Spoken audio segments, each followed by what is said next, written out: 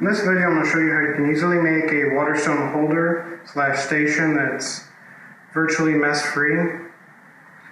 And the reason why I designed this is I couldn't find any mess-free water stone holders on the internet as far as designs go. I'll be posting the schematics for it at the end of the video. And this is pretty much what it'll look like when it's complete. You have an area where you can soak the stone. It's connected to the area, I'm going to call it a trough, where you can grab and splash water on the stone. Since this edge is higher than the holding area, the slurry will flow back into the trough rather than getting everywhere. Alright, now let's assemble this thing. Don't worry, it's going to be watertight when we finish with this. As far as the wood you use, the bottom is going to be 1/2 inch or thicker plywood. I really recommend at least 1/2 inch in order to keep everything nice and flat. And try to use a harder wood, physically harder. Hardwood, softwood doesn't mean anything about the hardness of the wood. Check a hardness of at least 800, so you won't have as many warping issues and, permeability issues anyway. And the glue you're going to want to use is Type On Premium, which is slightly water resistant, or what's actually best with this would be Type On 3. It's Type On Ultimate. I'm just reusing this Type On bottle. This actually has premium in it, which isn't ideal, but I don't have the Ultimate on hand. You're also going to need a ton of clamps.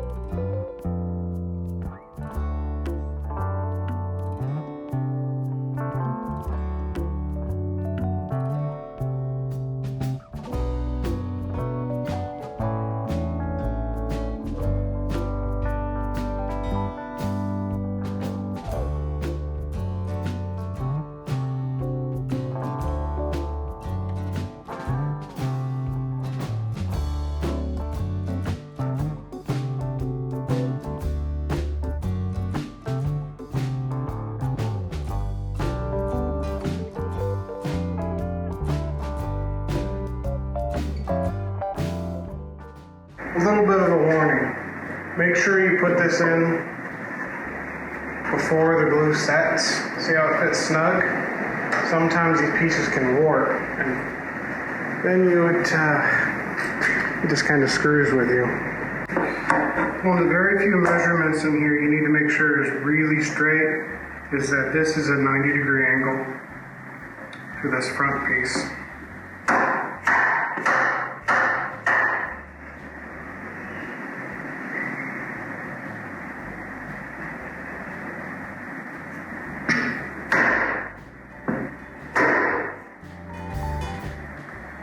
Perfect. Now then, if you have a few more clamps left over, this part is going to get filthy anyway, so you're probably not going to see if you use nails or anything. I doubt that you're going to see it. So that'll make things easier if you have a nail gun. I do have a nail gun, but I want to show you that this can be done without a wide assortment of tools. Try to keep this as square as you possibly can when you go to assemble it. Otherwise you'll have a gap, and that'll be harder to seal to ensure water doesn't get everywhere. Get in between it and rot. Or leak, depending on where it's at.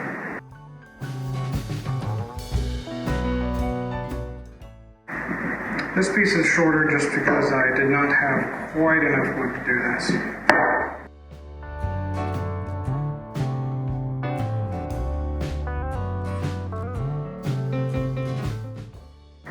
Keep it as straight as you possibly can. If you have a hand plane, you can clean up any unevenness that develops.